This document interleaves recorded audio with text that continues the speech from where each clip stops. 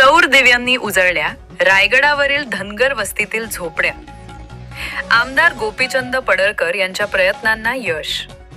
स्वराज्याची राजधानी असलेल्या किल्ले रायगडावरील धनगर वस्तीतील झोपड्या सौर दिव्यांनी उजळल्या आहे. भाजपचे आमदार गोपीचंद पडळकर यांच्या प्रयत्नातून या सोलर लाईट बसवण्यात आल्या आहेत. पुरातत्व विभागाच्या नियमांमुळे या धनगर वस्तीला वीज पुरवठा दिला जात नव्हता. यामुळे कालपर्यंत येथील 24 झोपड्या दिव्याच्या प्रकाशात होत्या. गतवर्षी पडळकर यांच्या दौऱ्यादरम्यान येथील रहिवाशांनी लाईट नसल्याची तक्रार पडळकर यांच्याकडे मांडली होती.